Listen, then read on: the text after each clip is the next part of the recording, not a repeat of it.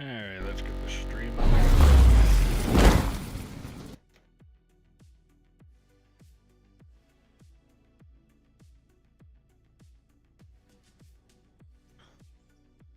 Hello. How's it going? It's going. You still sound a bit rough. I still feel a little bit rough, but I mean, it was so bad, it felt like my bones hurt. Yeah, we had that. That sounds exactly like what we had. My wife got it, I got it, and I mean, I've fucking zero energy. Did you get Couldn't, tested or checked for any of it, or did you just no, tough it through? Yeah. tough it through. Where a lot of people around here are getting the same thing, and apparently it's flu. Wow, the flu. Yep. It does exist. Oh, the flu does. The other random bunch of letters is just a glorified version of the fucking word, but the flu exists. Yeah, I kind of said that for years because Yeah. it's like all of a sudden the common cold and the flu and pneumonia All disappeared. Yeah. Yep. And everything was claimed on that random fucking starts with the C word. Yeah. 90 years old, had heart condition and double, triple pacemakers and died in the hospital. Oh, COVID. Yeah, that's what it was. Stubbed my toe and jumped in front of a car, and because I had a test getting the to find out if I had it, I died of COVID. Yep. Oh, It wasn't the tractor trailer that put me over there and over there and over there. It was COVID. Like, yeah, okay. Well, the only thing the tractor trailer did was slightly weaken your immune system. Yeah. The COVID's what finished me off. Yeah. Yeah. Yeah. No, that's exactly what we were thinking every fucking time. Like, I had it at least twice. And like I said, all it is a heavier dose of the flu. Well, I truly believe that because I know that before it actually hit and came out, about a month and a half before that, me and the old lady got sick, and it was like, oh my God, this is the worst I've ever. I mean, I don't miss nothing for nothing. And I was like laying in bed, couldn't move type deal. Yeah. I do appreciate you said that I'm feeling better. I am trying to feel better. It's my issue now is I get some energy and I barely move or do anything, and it's like zip, gone. Yeah. But I did continue. I drank water like it was going out of style. I mean, the usual from back when I was a kid. When you get the flu, chicken soup, water, Fluids juice. of some sort. And the purpose behind it is not to keep you hydrated, it's so you can piss it out.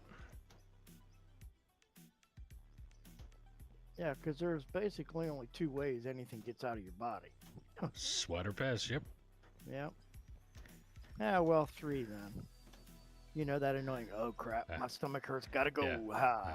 Yeah, them type. Well, you could also try and throw it up, depending on... I hate to, but no. Yeah. But anywho. Yeah. Now that day I was there, we was doing good. I said I was going to go grab something. I went upstairs, I had a bite to eat, and that was all she wrote. From that point on, I just couldn't move.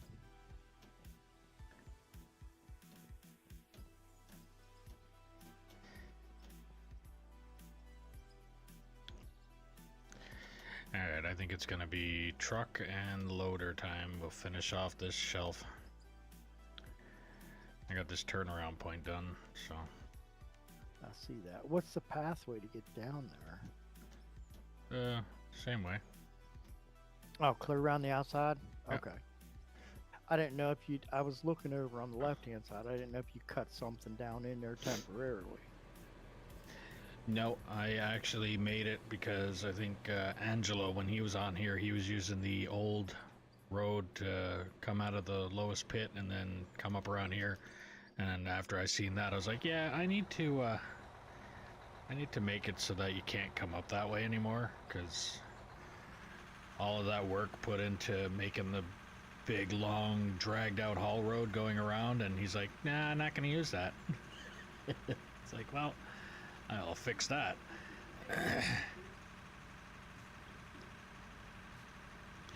It just turns out that since I did that little bump out next to the dump, I didn't need anywhere near what I dug out in the back there with the bagger. Like, if I did that bump out, I wouldn't have needed to dig with even the shovel. I could have left just where the ramp came up. I could have ended it right there. There's enough room to turn the trucks around right there.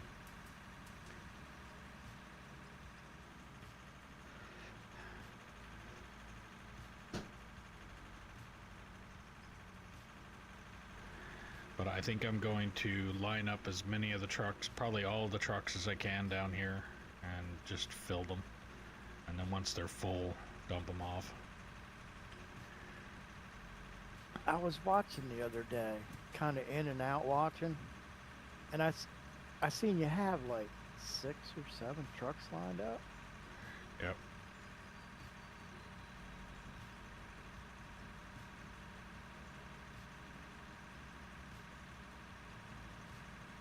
And that drone is still where you left it.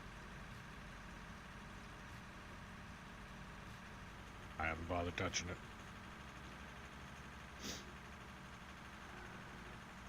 Awesome.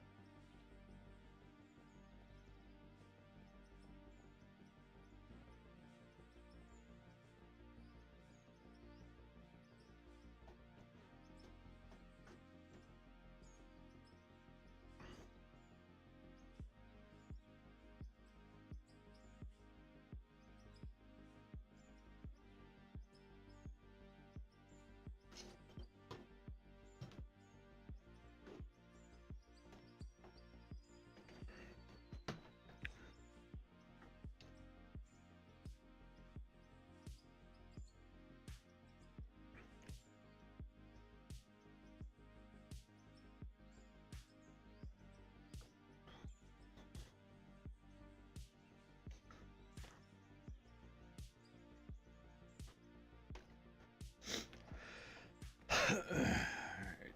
Oh, I gotta get the music up.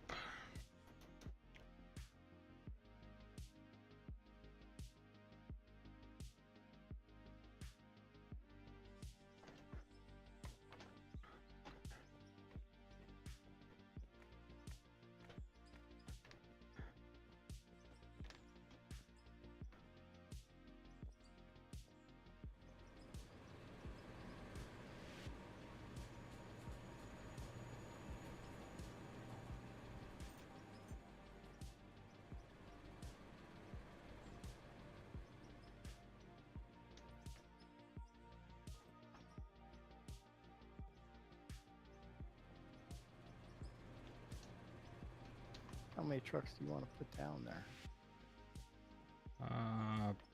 Probably gonna try all of them if I can.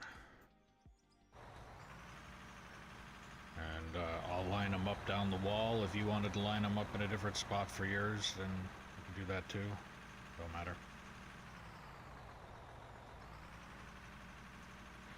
Just makes it a little quicker for me to scoop out the area instead of scoop out a little spot, dump the truck, come back, scoop the spot, dump the truck. At least dumping the trucks is a little bit easier later on. If, let's say, we get all of this scooped out, we can just drive all the trucks up, dump them, park them, and then go to a couple trucks at that point. It just feels quicker to me.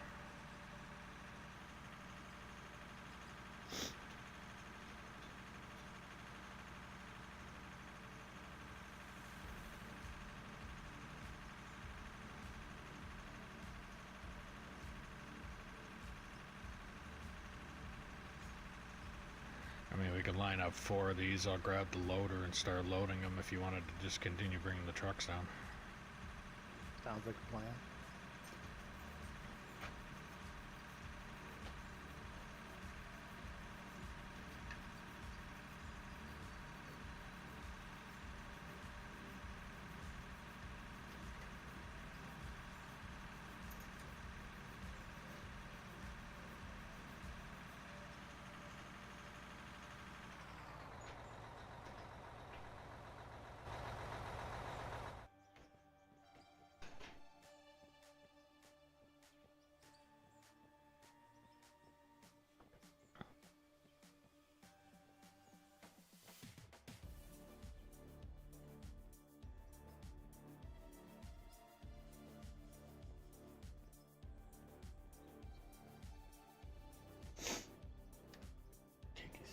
Tea.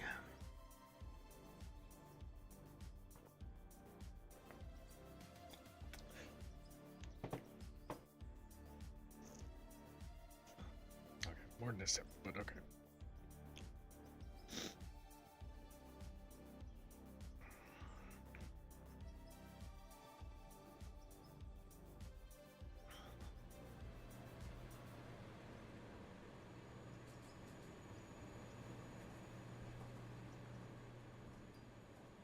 Auto saving.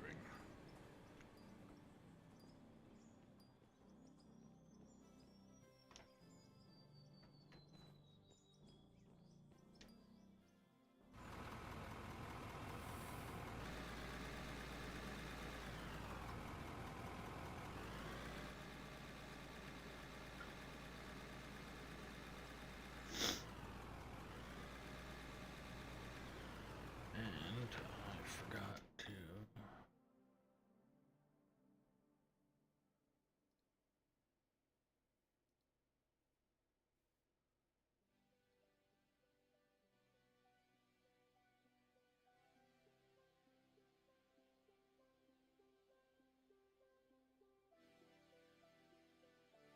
How's it going there, Kyle?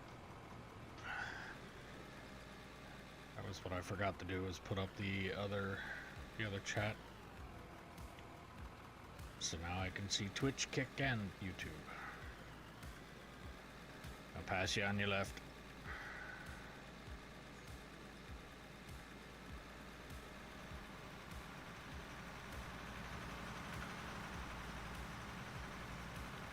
In real life, all you would have had to do was slip on your 4-ways, and then I would have been able to pass you, but this game don't have 4-ways. I was looking for the button. Can't find it. And turning on your dome light there, or your cab light, doesn't really help any when it's covered by the damn canopy. I don't even know why they exist on these trucks.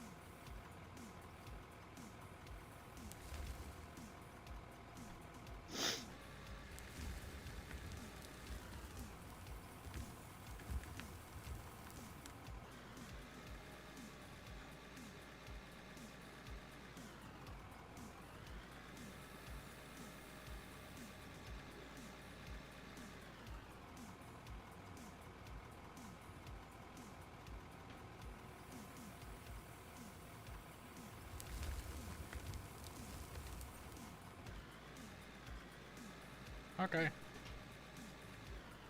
I'll catch you either next time or when you get back, if you want. If I'm still on, and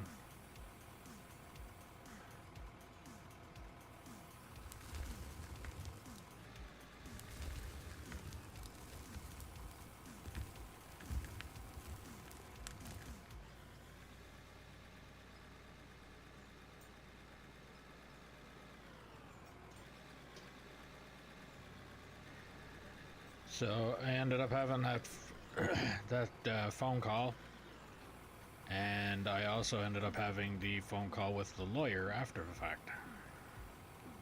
Oh, that Yeah. don't sound good.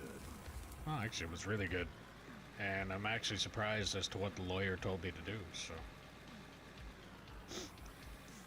he told me to accept the appeal and or accept the decision and remove the appeal. Really? Yeah. Apparently, all the appeal is really going to do is just make the tribunal end up sitting back and having to go over it all again anyway. And because of the fact that the tribunal already kind of made the decision and then turned around, and as soon as they made the decision, you remember how I was saying that the other side called and was like, oh, we changed our mind, like the whole cop and robber calling 911 thing. So he said, since they already essentially made the decision to do it, it's not like there's any real negotiating any numbers, because it all reflects on how much, basically how much I paid in the last time I was paying in. So if I paid in, let's say $10, then whatever $10 is going to reflect is what I would be getting regardless. Like, there's no negotiating that. And as for how much time like the time between the first time I applied and the last time I applied, with all the denials and everything else, there's nothing that they can really do about it, because there's a lot of little discrepancies in between that nobody can really follow back on. So he said there's no, as for the going back to 2021, it's not going to happen, because of the lack of information that is even able to be pulled up at this point. And as far as what they have on file and what I would be able to prove, it's not really worth it for me. And when it comes to just the appeal process itself, since they made the decision, then I already know that I'll be getting it, so why would I make them go through it anyway again if they were essentially about to do it? But because of the fact that this paperwork and everything came into effect, it changed things. So he said just essentially just sign the paper.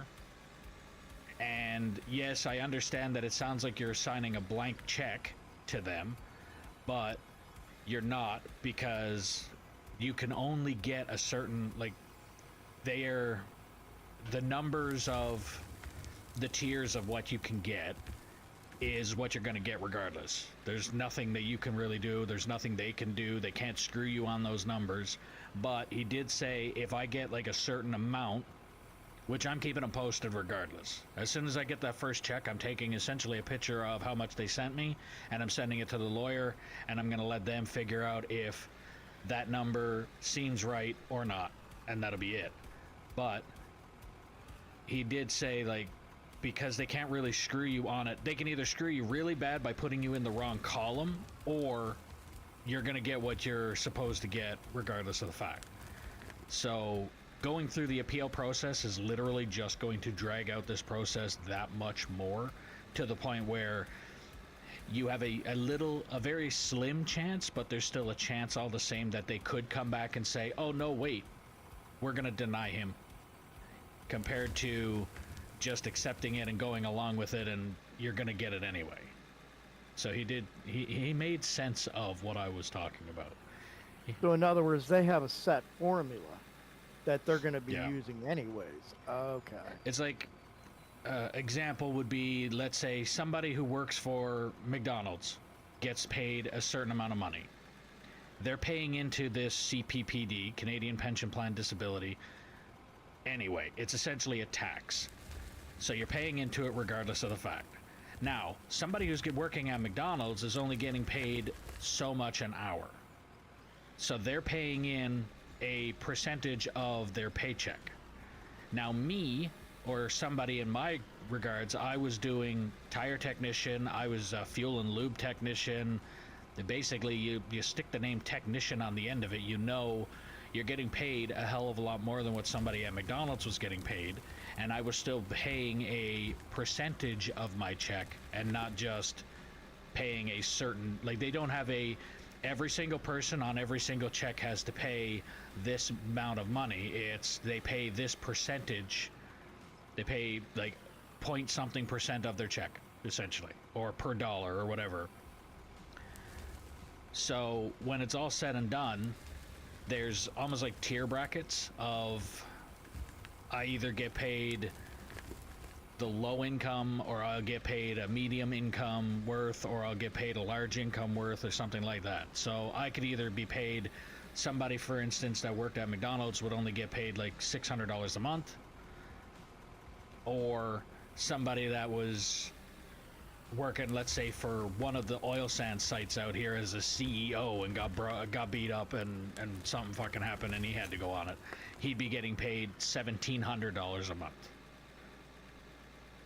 And that's their numbers that'll reflect on that period. Like there's no, oh, because we like this guy, or oh, he's been fighting it for this long. It's, he made this much money this year, this is what he gets. And that's it.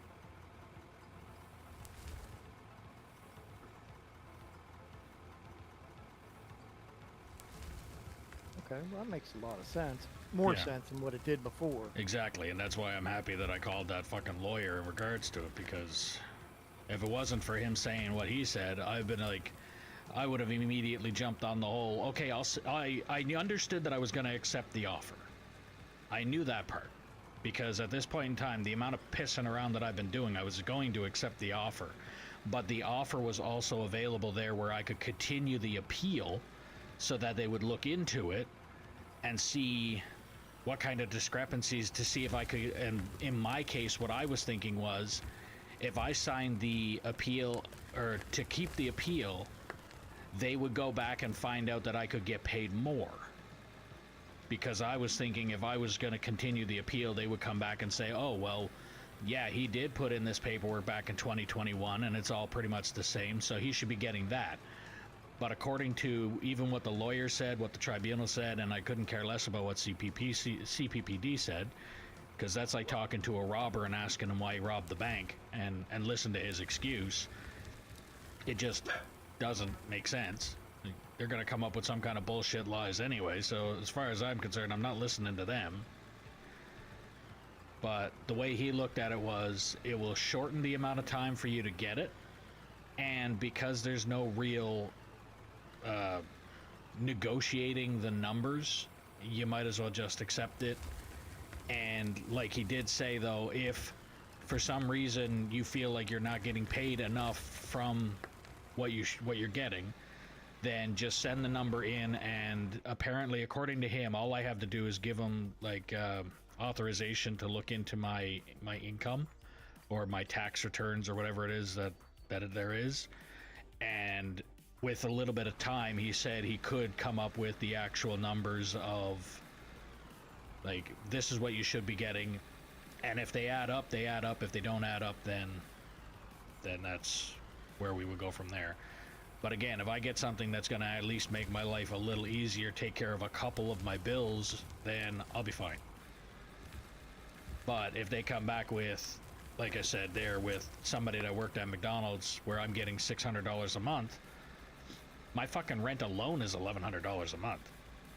So there's no fucking way that I'm gonna go and say, yeah, sure, I'll take $600 a month. That's essentially, that'll make it worse, if anything.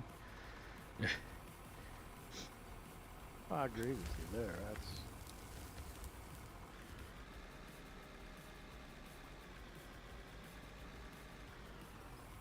So yeah, if they come back with something that'll help, a bill or two at least, that'll be good. But they are also back paying me. So it's 17 months worth of back pay. So if they were paying me, let's say they were going to give me $1,100 a month for disability, $1,100 times 17,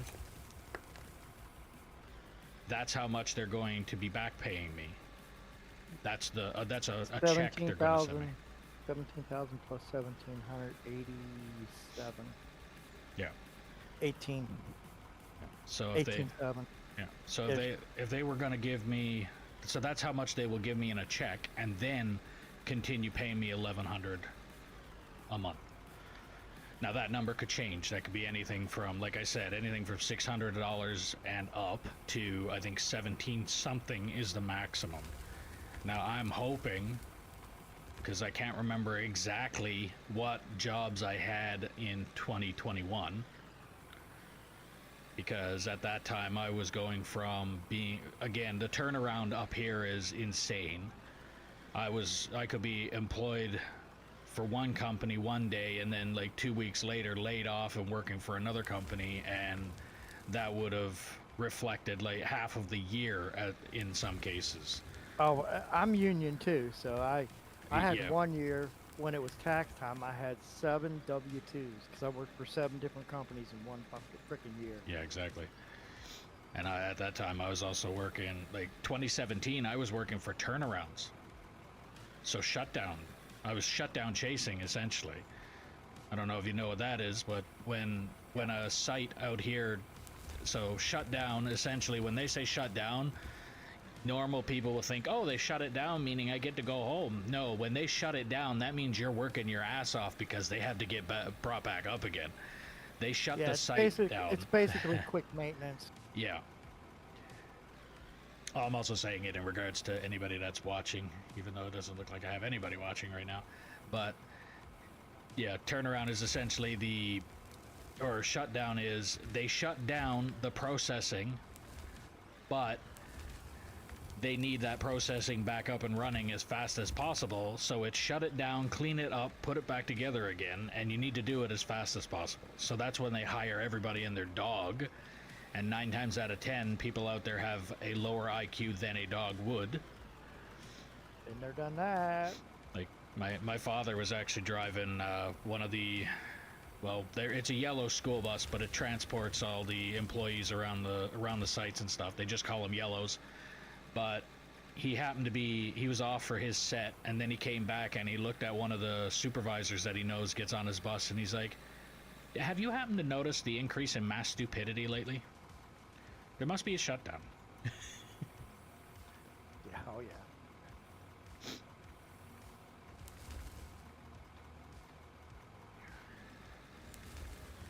But yeah, like I said, the amount of hours towards, so it's almost like unemployment or EI.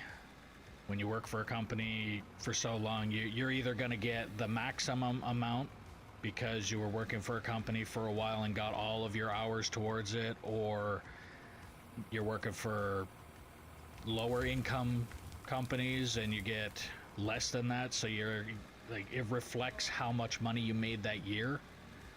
That's pretty much the same thing with disability, only difference is they're only reflecting it off of what I did in 2021.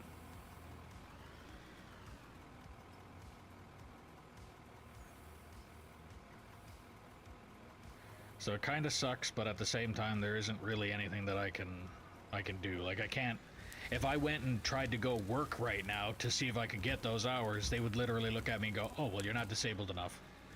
You're obviously going to go work. So at this point, it's just, yeah, I'm stuck with what information they have, and it is what it is. But they did say, like, if I'm supposed to be in a certain, for lack of a better term, tax bracket, and they have me down in a lower tax bracket and paying me less than what I should be getting, then at that point in time, that's when I go and talk to the lawyer and be like, hey, I feel they're not paying me what I should be getting paid. Now we need to go in and find out why. And the lawyer will take all of my paperwork of that year, like income wise, and say, okay, this is how much you paid taxes that year or whatever, and this is what it reflects, and you're either right or you're wrong, and here's what we're going to do about it. So yeah, I'm surprised of the fact that he looked at me and said, sign the paper and tell him you want to remove the appeal. You're accepting and removing the appeal. I was expecting him to look at me and say, you're right, accept the offer, but don't remove the appeal, because we still want that process of finding out exactly. But he did come up with that, like, he did mention that if I was to not remove the appeal, I still have a very slim chance, but there's still a chance all the same, where they could turn around and say, oh, never mind, we accept the fact that you're not disabled and you're not getting anything. He said there's a very slim chance, because the entire time they've been looking at all my paperwork, they're like, yeah, we don't even understand why you went through any of these processes. They should have looked at you and said, absolutely, you deserve this, and just said and done and over with. But because they're CPPD, it's almost like they get bonuses for how many people they deny, and I happen to give one person a hell of a few bonuses.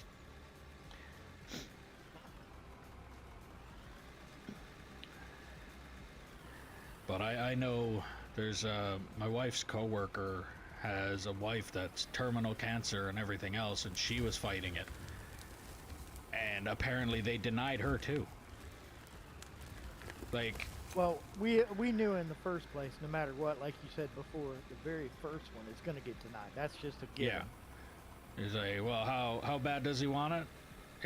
If he comes in and he gets denied once, is he going to give up? If he gives up, he obviously definitely didn't need it. Second time around, maybe we'll think about it. And even then, it's very skeptical. It's like, well, if it's only the second one, then maybe we can get a third one. The only thing that it is, and I even mentioned that to the lawyer and he agreed too, it's like, it does sound like it turned into, I am applying, they denied. I applied again, they denied. I called the cops and said, hey, this is not right. They looked at me and went, oh, oops, I changed my mind. That's what this seems like. It's like, call higher authorities, and all of a sudden they change their mind because now they actually have to do their fucking job.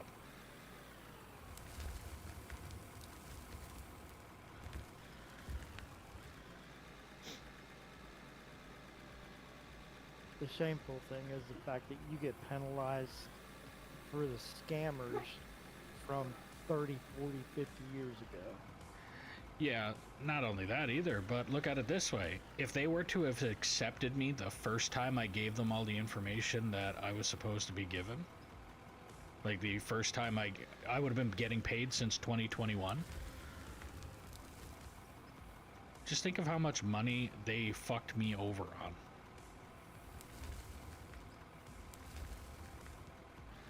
Like, even I would have had at that point at least a down payment on a home. I mean, that's what this check is essentially going to go towards, is a down payment on a home. Because I need to get the fuck out of this one-bedroom apartment. Every single thing that can fucking go wrong or can possibly piss me off in regards to a landlord and trying to get them to do what they fucking need to, it's not going well. And all of my arguments, I either have to have video fucking proof, or according to them, I'm lying. Like, Landlords are all the same all around the world. oh, I know, but that's why I need to get the fuck out of here, because I'm also very opinionated and have no filter. So when I go into one of their fucking meetings of, hey, you're sending a bunch of these complaints, it's like, yeah, and it's because you guys have no fucking clue what you're doing. You don't know what you're doing at all. You're not taking care of any of it. Here's what you could do that'll make it work, and you don't. And they don't like that because I'm telling them how to do their fucking job.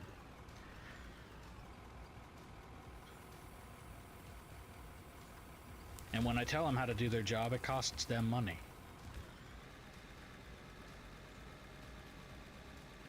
I actually had one of them in there when I gone in for a complaint of something. And, it was the the lines in the parking lot.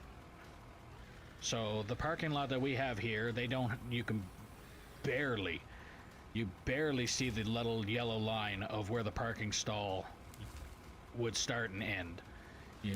And I mentioned it to them. I said, you guys need to put these fucking lines up, because they're half the time, not only do they need to put the lines up, but the people that live here think that this is Walmart fucking parking lot, and they park wherever the hell they want to.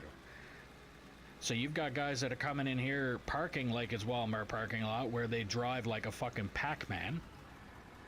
They have the line that would exist directly under their car, so I can't get into my own stall. And I mentioned it to them. I said, you guys need to figure this the fuck out. I've been living here for 3 years now, and these lines have been gone before I even got here. And they're like, yeah, we're working on it, but our investors are saying that that's going to cost too much money. Oh no, you got to spend money on your property. Yeah. It's like, I'm pretty sure investments are also, the more money you spend on something makes it more valuable, isn't it? Majority of time.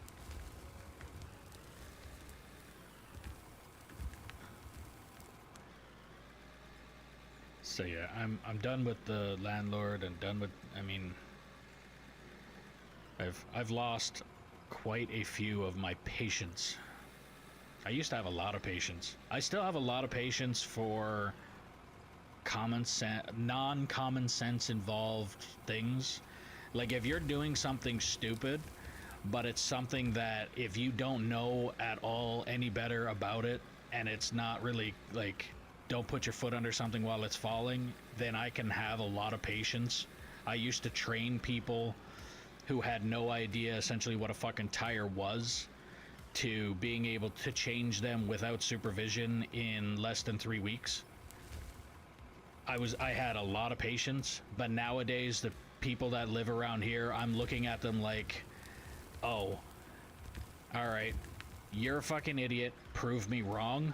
Instead of the way it used to be is, I'll walk up to somebody and think, okay, hey, you might be intelligent unless you prove otherwise. Now it's kind of the other way around. Like, everybody is immediately an idiot unless they prove that they're not.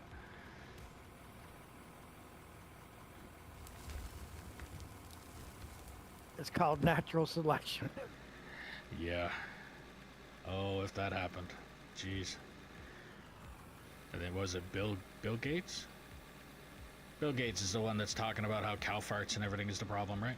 He's the idiot that's doing that? I think so. Yeah.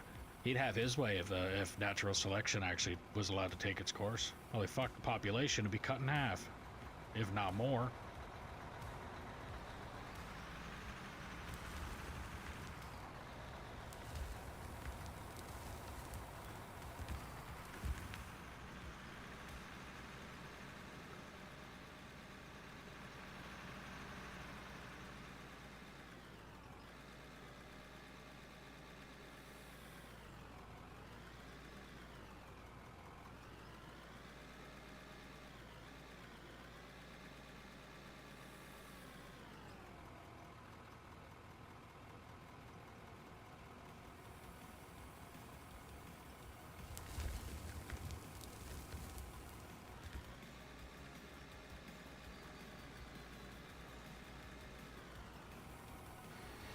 But yeah, I'm hoping that the first check that I get, that back pay check, I'm hoping when I get that, it will be enough for at least the down payment on a mortgage. And that mortgage will be enough to take care of, well, buying a place and paying all the lawyer fees and everything else that are involved. Then I can get the fuck out of here and live way more stress-free than what I am now, because I think that's where some of my headaches are also coming from. I got several different reasons on headaches, but yeah, I got several different reasons behind headaches, but that's definitely one of them.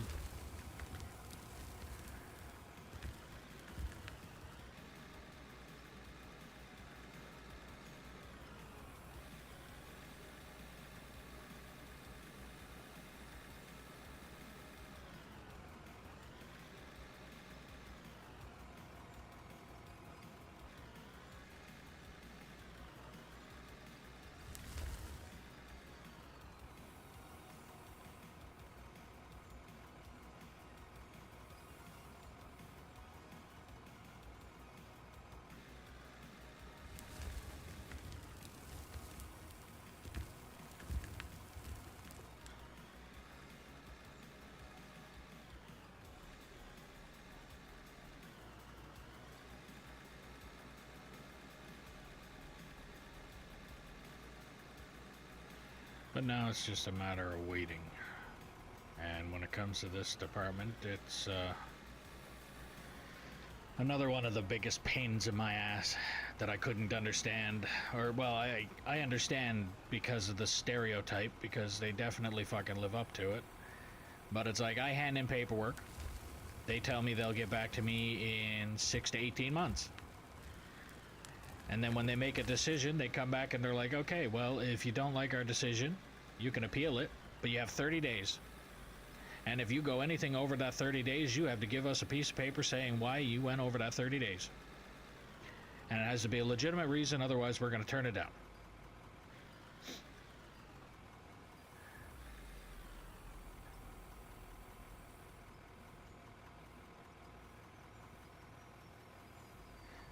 Alright. Well, if you're new to the stream, don't forget to click that follow button, ding notification bell, subscribe, do all the things you gotta do depending on what platform you're watching me on. If you're on Twitch, don't forget if you have Amazon Prime, you can link your account and get a free subscription to your favorite streamer or me. If you're on YouTube, give it a thumbs up, like the channel, it helps a lot.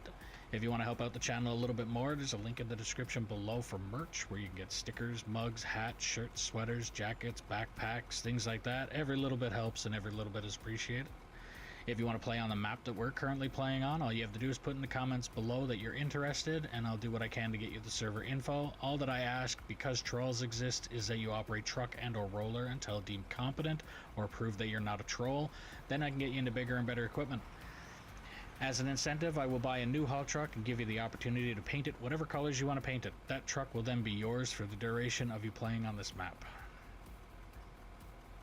And if you don't play on the map very often, then it will be most likely used in the lineup like so. But if I can get operators in here, then I wouldn't have to do this as often. I could have a truck being loaded with another truck stage and then continue on with that.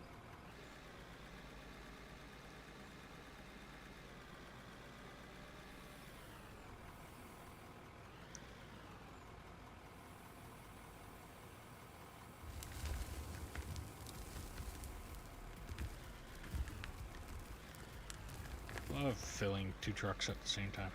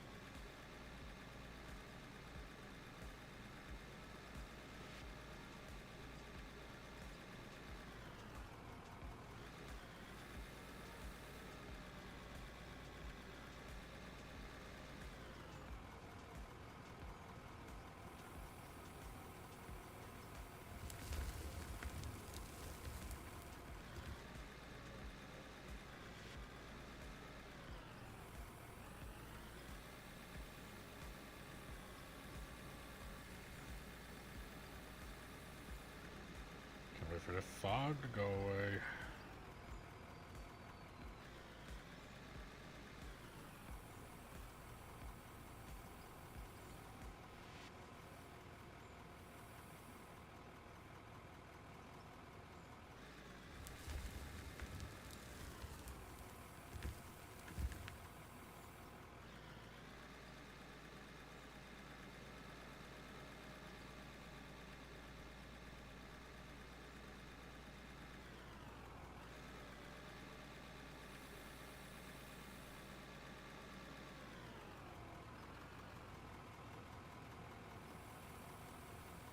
Me first.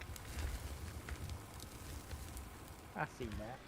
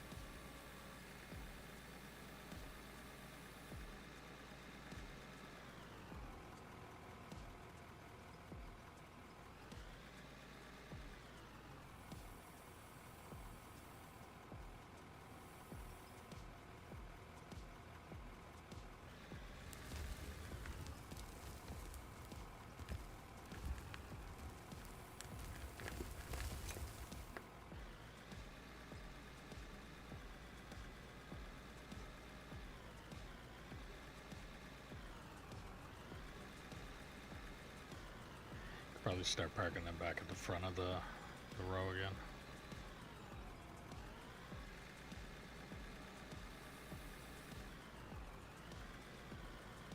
Okay.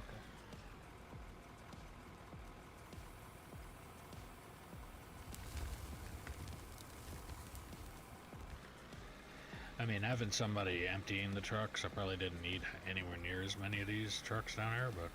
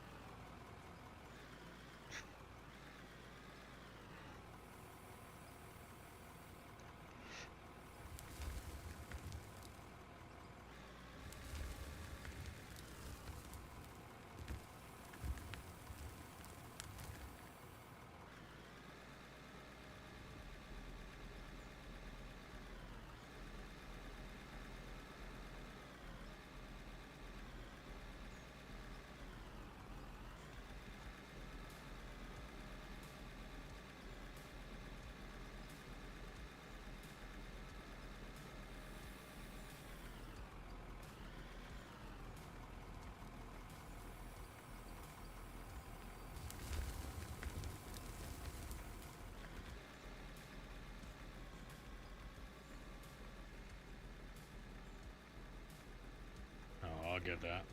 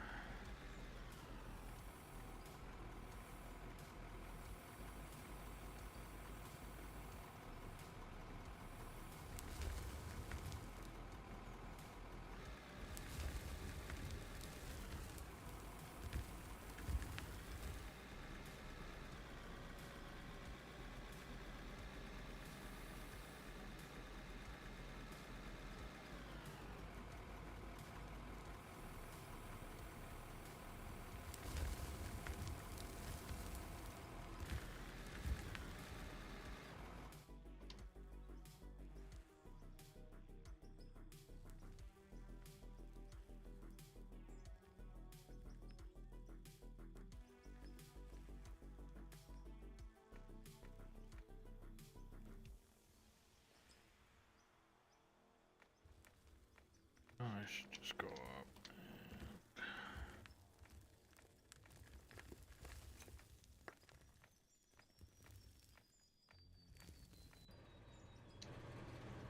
grab one of everything.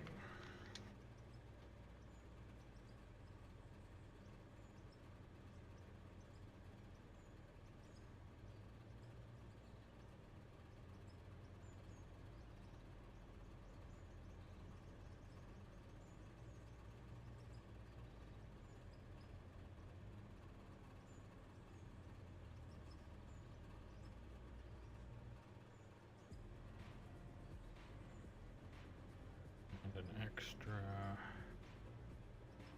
pump, injector, and sensor.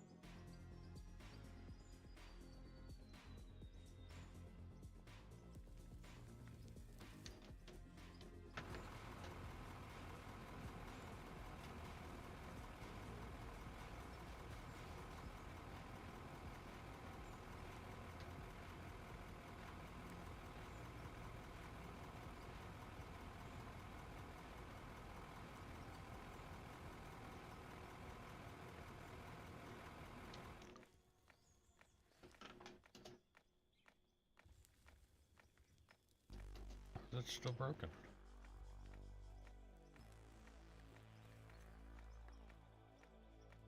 Oh, because I put the broken ones in. Okay. Makes sense.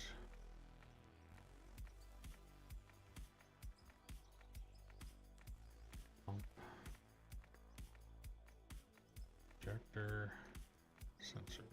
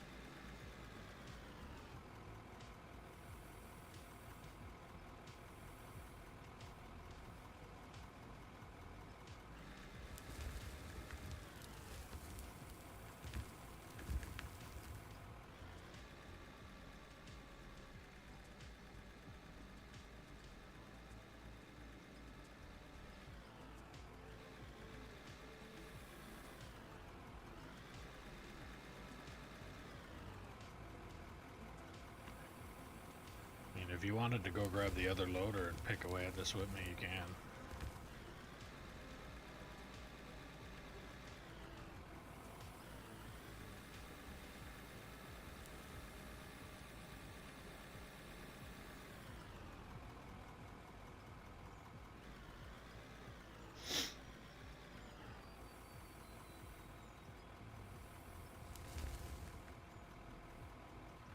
The faster I get this shelf pulled, the faster I can get into shovel instead of loader.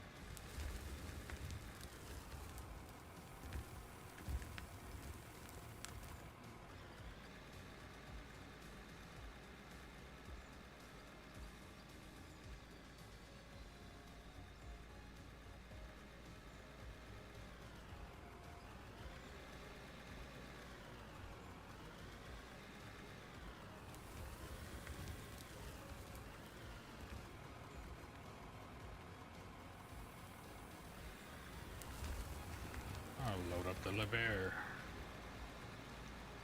Got a hot truck that's painted like one.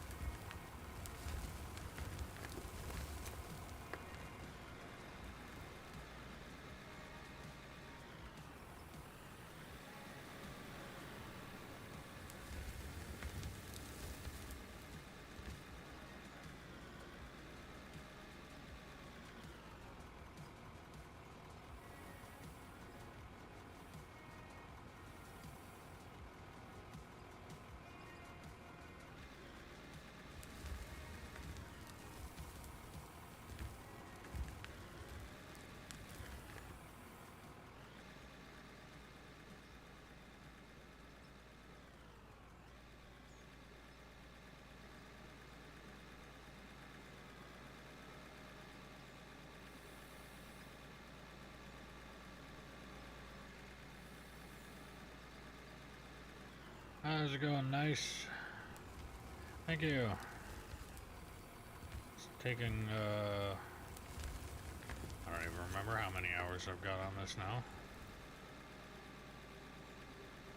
I think it's over 1,500 man hours, and I think I'm... Let me see, how many hours am I on Steam? This game, I am 433 hours in, and I think I got maybe a couple hours worth of the tutorial. I think that's pretty much it. Everything else is on this mine. Lots of room, yeah. It's just too bad the activities is literally just going to be dig down deeper.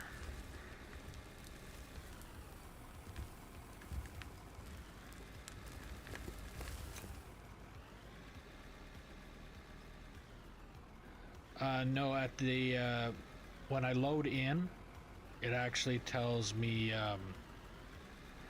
the total played time hours of the map. Auto-saving. Yeah, so whenever I log in, it'll tell me how many hours total are played on this map, and because it's a multiplayer map, so I just wish that I was able to access that screen without accessing the password and everything all at the same time. It certainly ain't like when if you watch Splitting 2's videos where he's got all the dirt and actually.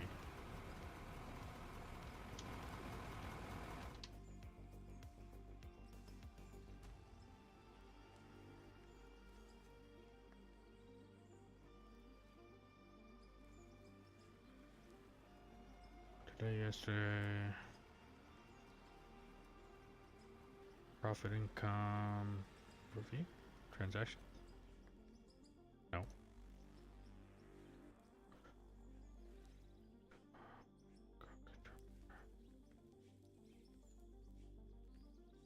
Yeah, no. Doesn't tell you.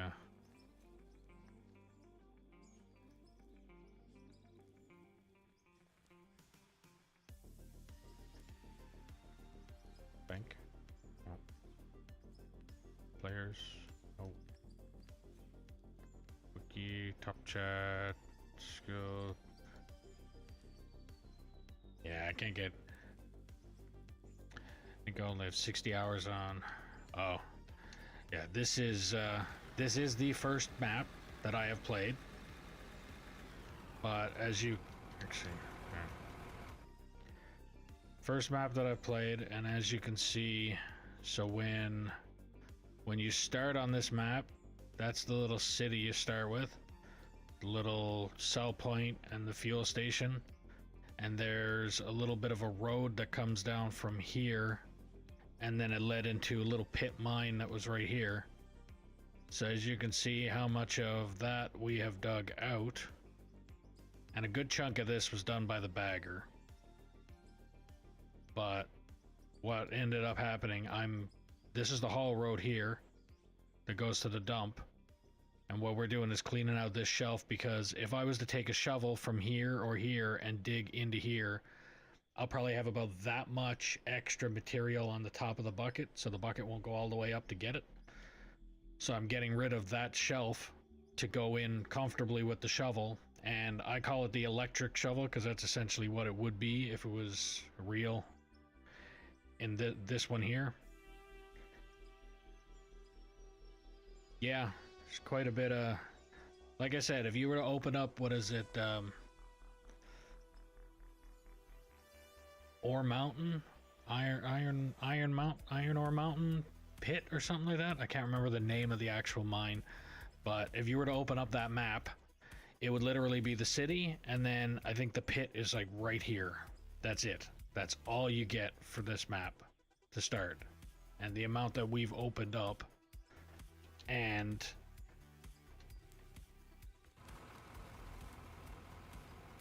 that's the city up there. And then it comes down into this. Like, the amount that we've opened up on here is a lot. And but yes, a good chunk of it actually was done by the bagger and stuff. But doing Iron Mountain, maybe the same map. It's a mine. There's the I think mine is in the. I'm trying to remember if it's mine or pit. One of the. Ore Mountain or Ore Pit. I don't fucking know. I need to go and get the name of it. Actually, hold on a second. I can get the name of it.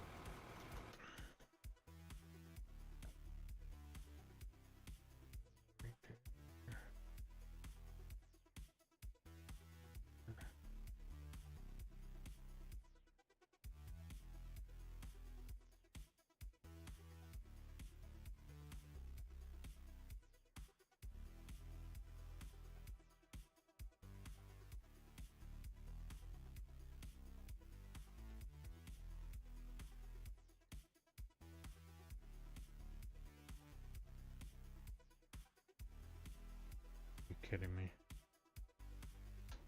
Damn it. Okay, never mind. Guess I can't find the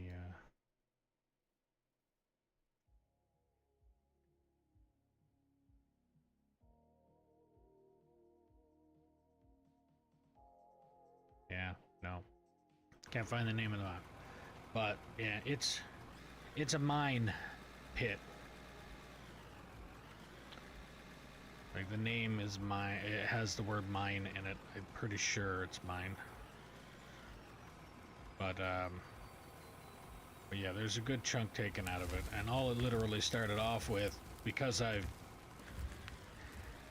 been in this type of work before, I looked at it like, okay, well, if the pit is already there, there's already a little bit of structure already made.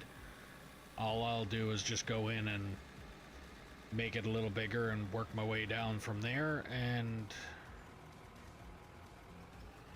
now where we're at now, which is a hell of a lot more than before. Seeing all the veteran builder saves. Yeah, I don't know if you want to really call me veteran builder, but okay. But I'm gonna take a little break. Okay.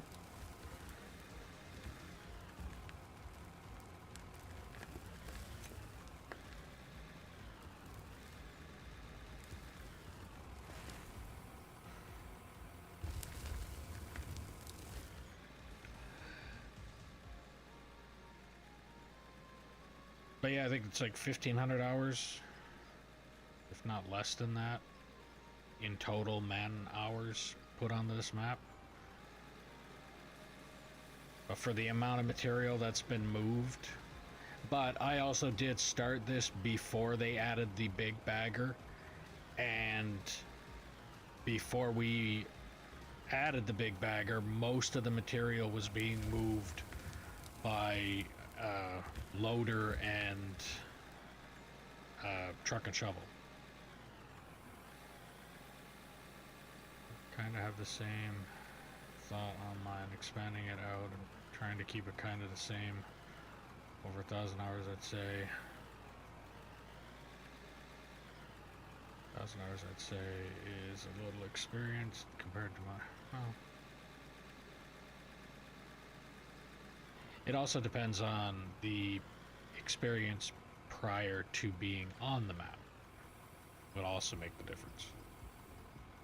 If you come into this completely blind, first time ever seeing loader, first time ever seeing haul truck, then it would reflect. But if you've been around this type of stuff, like I've said before in previous streams, my previous career, I used to change the tires on those trucks and these loaders and everything else. I used to change the tires on them. So most of the time my driving around in the mines consisted of trying to find a truck with a flat tire.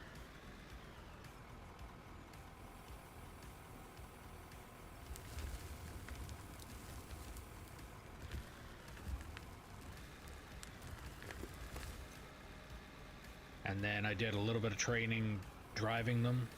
But most of the time when I was driving the haul trucks, it was as a tire technician, so I was driving them in a lot tighter environment than what most of the actual operators would be putting them in. And most of the operators that are driving them, they have to bring them down a mine, down by the shovel and things like that. Yes, it's a bit of a close, but you're also not driving them next to other mechanics working on all of these vehicles in a very tight-knit area. That one slight little bump and you end up taking out a full service truck and stuff like that. Which I haven't done, but it has been done. I have seen it.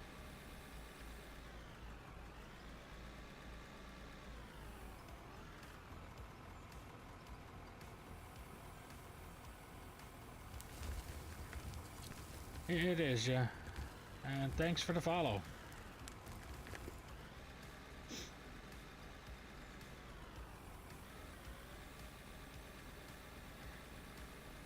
Yeah, out of the entire career that I had of changing tires, I would say changing the haul truck tires was probably the most satisfaction. Most, when you're finished, you look at it and very rarely did you look at that and go, meh, on to the next job. A lot of times you would look at that and go, yeah, I just did that. Like that.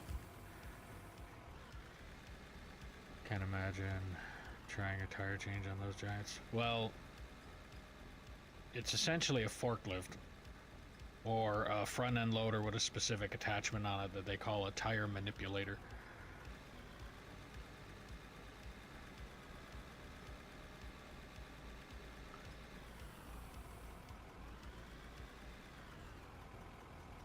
It's, if I was to sit down and rank the easiest to hardest to change, haul truck tire would be on the easiest.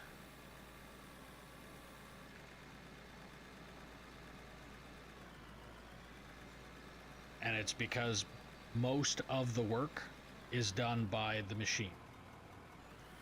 Not very much of the work is done by the person that's there. Yes, there is some manual hands-on work that needs to be done, like deflating the tire, reinflating the tire, adding the O-ring. But besides that, most of the work involved in changing a haul truck tire is done by the loader or forklift, depending on which machine you're using.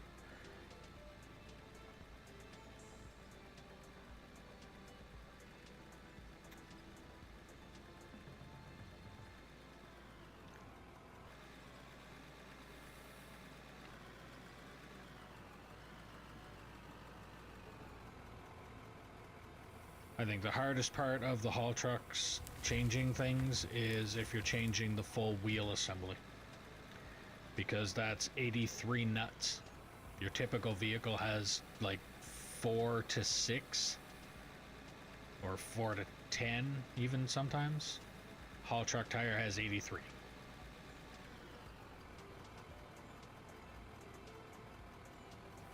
Yeah, and each of them has to be torqued at like 10,000 pounds. So you use a thing called a rad gun, which is essentially an impact gun that kind of, when you're using it, it more or less just makes a different noise when it hits the right torque. But you have to calibrate the gun every single time, and when you hit the gun at first, it just sounds like almost like an electric car, and then as soon as the electric car noise goes away, it just sounds like it's puffing out air, almost like it broke, but it didn't. Once you hear that, you know that it's reached its 5 to 6 digit torque spec.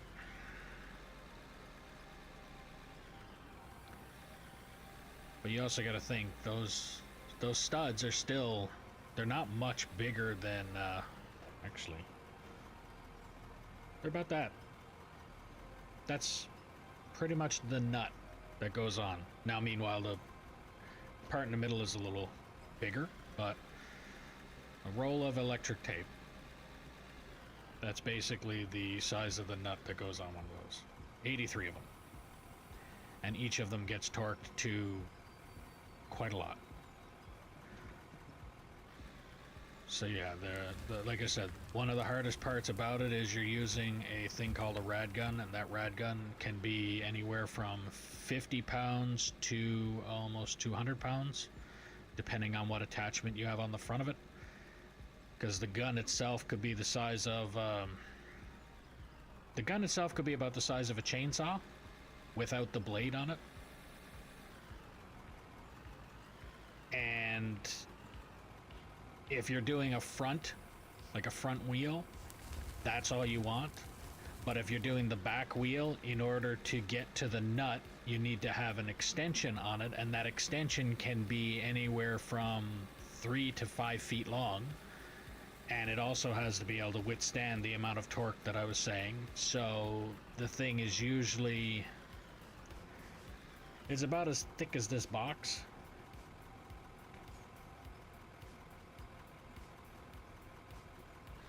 At about 5 feet long. So then you take the weight of the gun plus the weight of that extension, and then torque 83 nuts with that.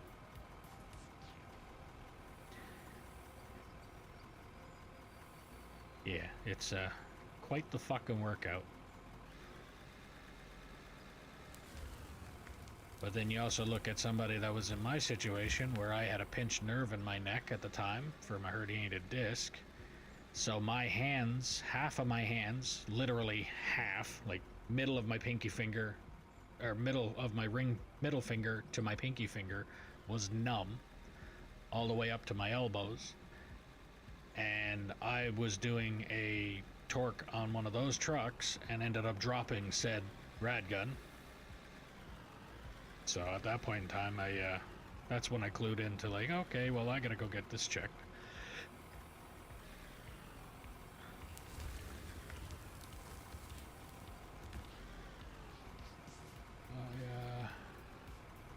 Yeah, I've never seen around this size of heavy equipment. Yeah, dozers, trucks, semis, and tractors, but none of the mining stuff. Yeah, well, the thing is with the semi-trucks, those tires are done by hand.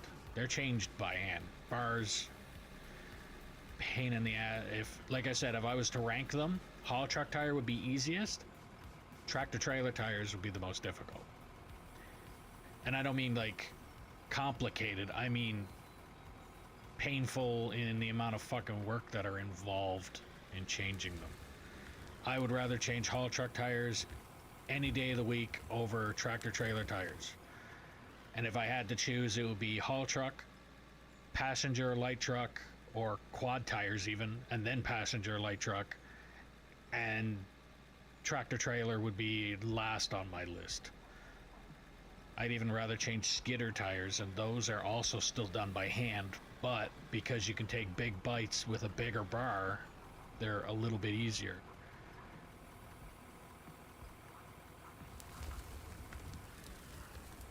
Stuff. Cool as heck though. Yeah, I'm not working from a back injury, trying to avoid further yeah. That's all I am is a walking disc problem right now. I have a corrected herniated disc, so I have 2 fused vertebrae in my back right now, in my neck. I have 2 new herniated discs due to the fusion that is done in my neck. I also have bone spurs all through my spine, arthritis all through my spine, and I have a condition called degenerative disc disease. And all of this after still doing, I would say, 7 years worth of tire work. I was also born with an extra vertebrae in my back to make it even better. So when you got the extra vertebrae, according to the doctors, that tells you that your spine is already kind of compressed as it is. Yeah. The pain. You mean the amount of medication you have to take in order to be able to function with the pain. I get like 4 different kinds of headaches, and I'm pretty sure only one of them is not caused by the pain.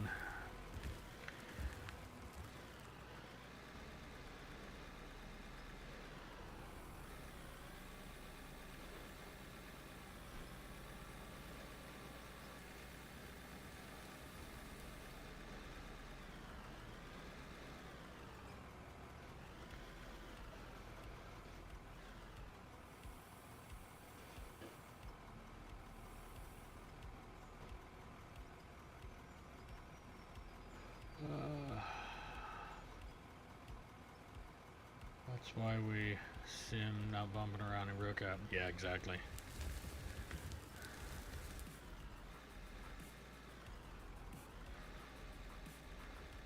Like I said, I did used to drive, I drove haul truck. Never operated it, the best way that I used to put it. When I handed in my first resume to one of the haul truck operating positions that I wanted to take, I mentioned it to them. I said I've driven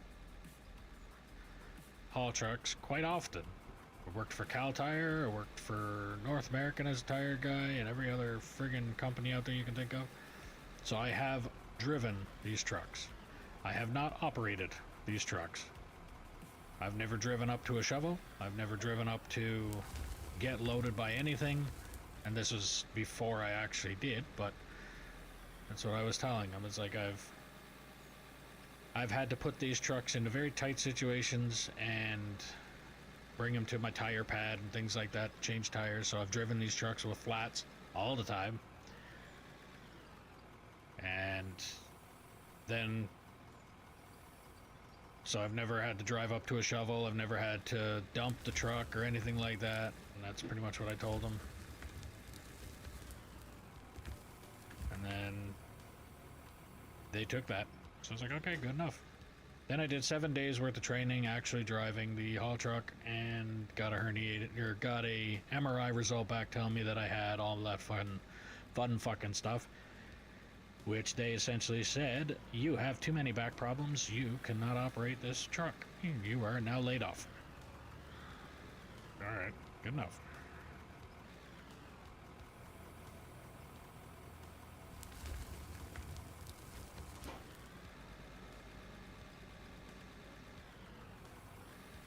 Yeah, especially since I was doing, like, driving those driving the trucks as a tire tech, wanting to operate the trucks for as long as I have been a tire tech. So 2012, I think, was when I was working for Cal Tire. That was the first time I really got up and close looking at the Cat 797. And ever since I seen that, I wanted to operate them. And then the moment I get into working for a company that, well, I was operating the 777s, or 777 for anybody that doesn't know what I mean. I got into operating that truck, and in the 7 days that I was operating it, I was told that, like, they asked me if I ever did it before, because the way that I was driving it and all of that, it was as if I was doing it for years and all that kind of stuff. Like, I wasn't getting any bad, like, oh, you got bad habits, or oh, you're a bad operator, or anything like that. Nobody said anything bad about how I was operating the thing. They were just about to sign me off, and then all of a sudden I get the MRI results back, and I go in and look at them and like, oh, here's the MRI results, what are we going to do about this? They basically looked at me and said, well, according to these, we can't keep you here. Like, all right. So it's kind of like having your dream job, and then they look at you and say, well, your dream job is gone.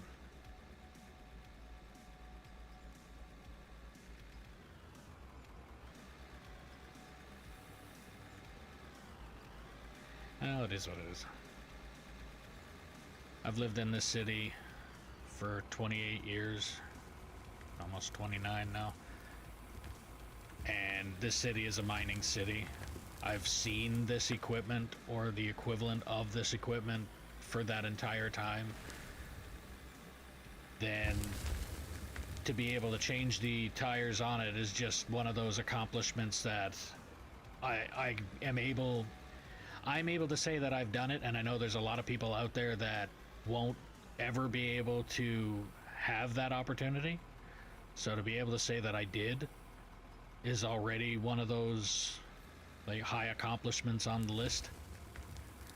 It just sucks that the opportunity to actually operate one for a period, like a good period of time, isn't ever going to happen. But like I said, I've already got a couple things that are checked off that I know a lot of people won't even be able to come close to being able to accomplish. Like, I have physically driven a 797. I have physically driven the 777. I have changed the tires on almost every size haul truck there is out there, except for the Liebherr. I have not touched the Liebherr.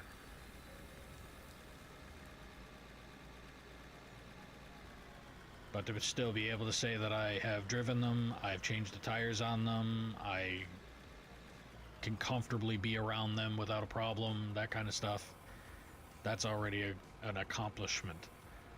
But like I said, it does kind of suck that I can't say that I'd be able to go out and just grab a job operating one. But yeah, exactly.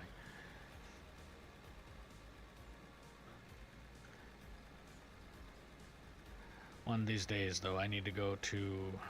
Actually, one of these days, we need to go see if Keanu still has that haul truck. And I want to ask them if I'm able to get some pictures around it. Huh? Well, I mean, I need to ask them. I can't just fucking walk up to it. You can't when it's on their property and behind a fucking fence. How'd you get that picture? Break and entry. Yeah, rather not. I'd rather not have my, hey, here's me standing next to a haul truck, and then next picture of me is a fucking mugshot.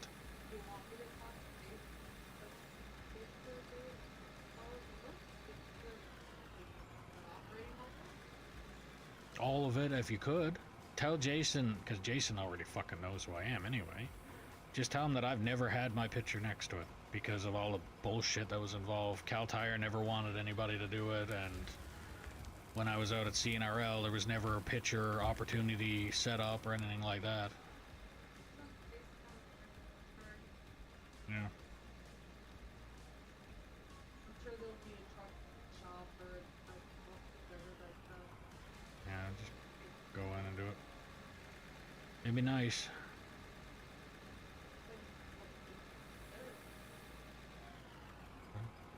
Whatever works. I'd like both, though.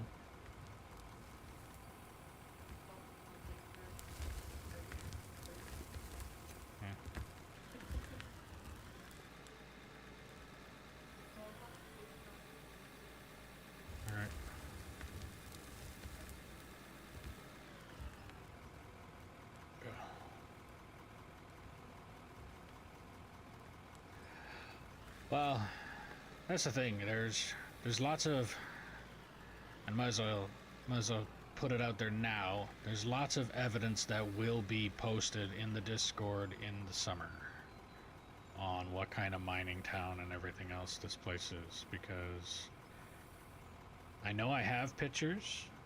I just don't know exactly where they all are. But they have a place up here, actually you could probably even Google it. It's called the Giants of Mining in Fort McMurray. And they have a large bucket wheel, or what this game calls a bagger. They have a large one of those here in essentially what is called a museum. They call it the museum here.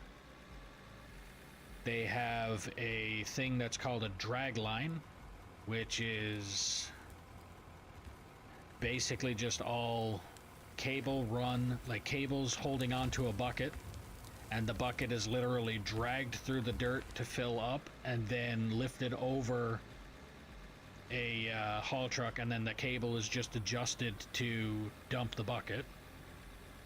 And that thing is called the drag line, which it resembles the electric shovel quite a bit in regards to how it works.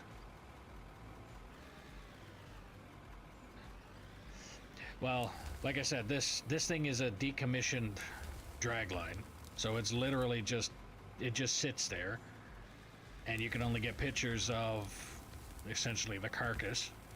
Like, you can't actually see it running because they don't use them anymore. Same thing with the bucket wheel.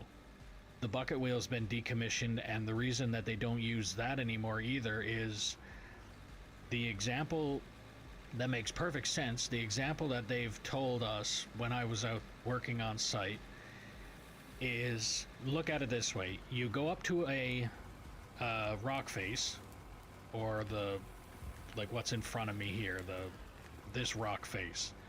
You go up to a rock face with a bucket wheel, and you go up to a rock face with the truck and shovel. If your truck breaks down, you take that truck out, you bring in the next truck, and you continue the process. If your shovel breaks down, you take out the shovel, you bring in another shovel, you continue the process.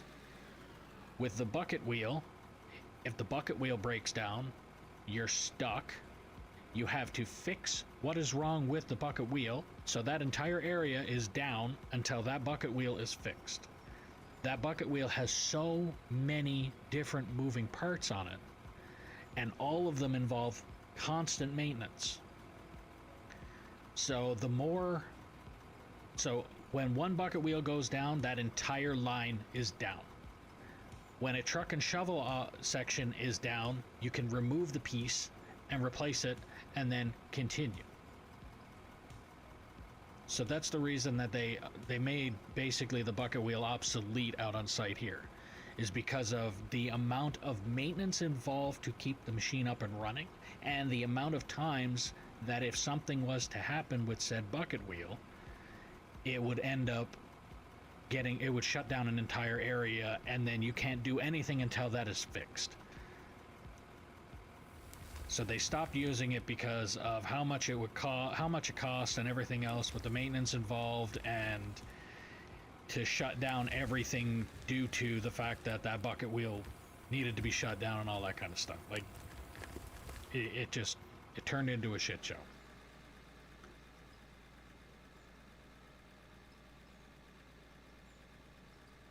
So yeah, that's the reason that they do up here. They do the multiple piece line basically instead of one long line. They'll do truck and shovel so that if one piece breaks down, they can literally just replace it with another piece and continue on a lot quicker than they can with one large piece of equipment. It is, but I mean, they've had enough time to fucking think about it. Sites have been up since the 1930s or something like that. Like, they've been digging up the oil up here since like the 1930s.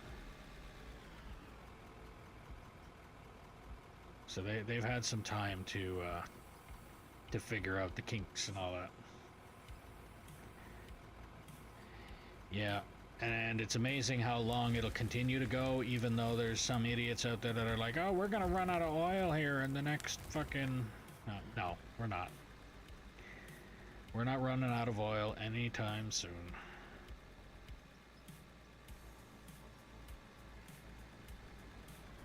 Now I am going to need to move that truck over there that's constantly filling the other truck back and forth because it's a glitch, and that is the reason that I am lagging so fucking bad.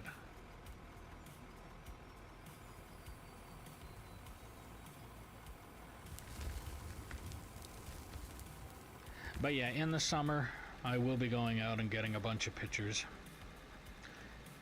In Discord right now I have a picture in there. My wife posted a picture of a really tiny bagger that they have in a little tiny museum here.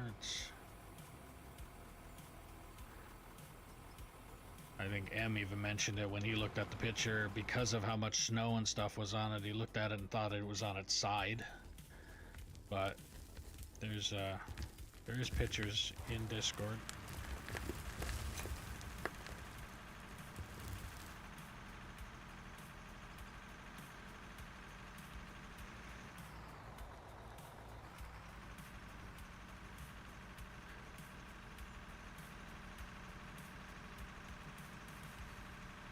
So much oil, people don't get it. Yeah.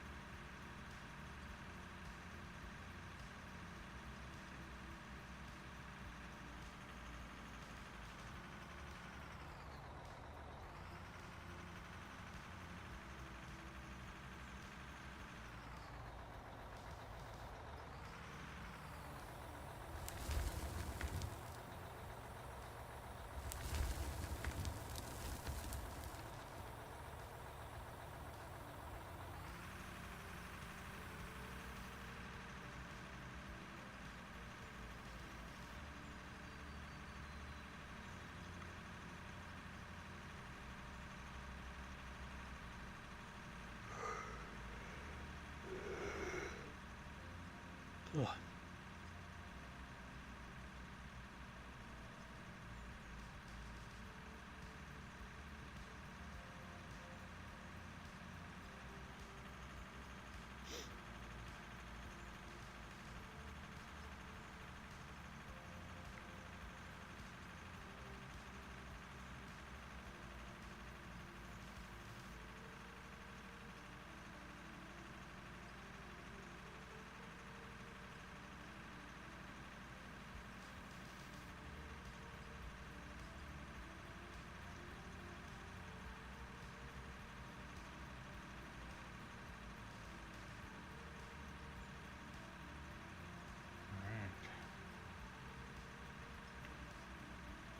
Park this one up the front of the line.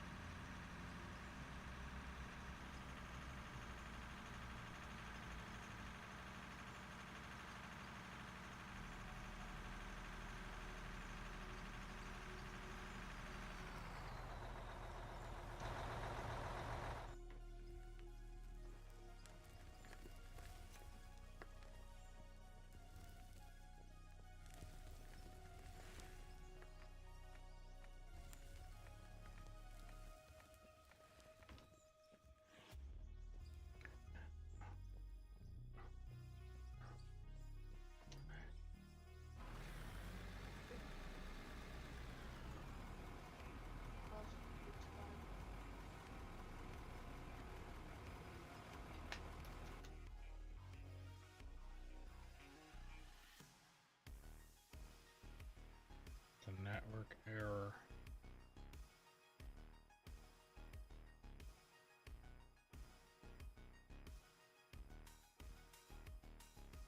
Still says offline.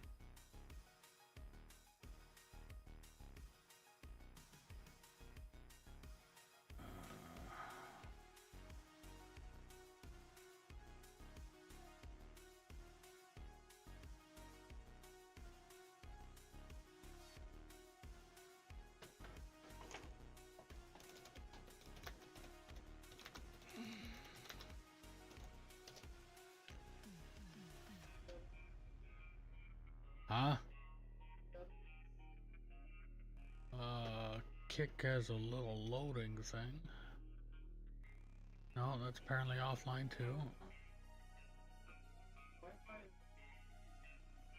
And apparently YouTube went down too. Oh, YouTube is up.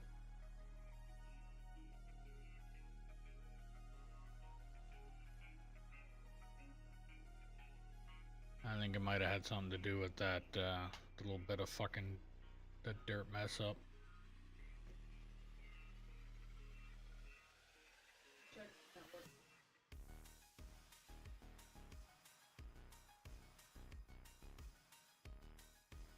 Alright, I'm going to stop stream and start it back up again. Be right back.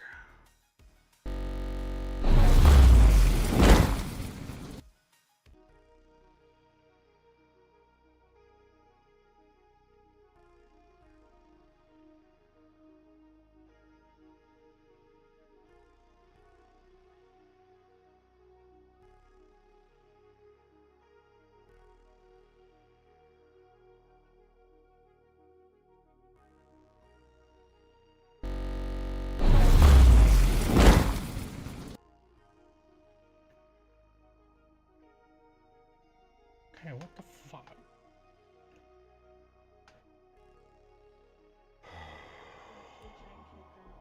I know, I can see it.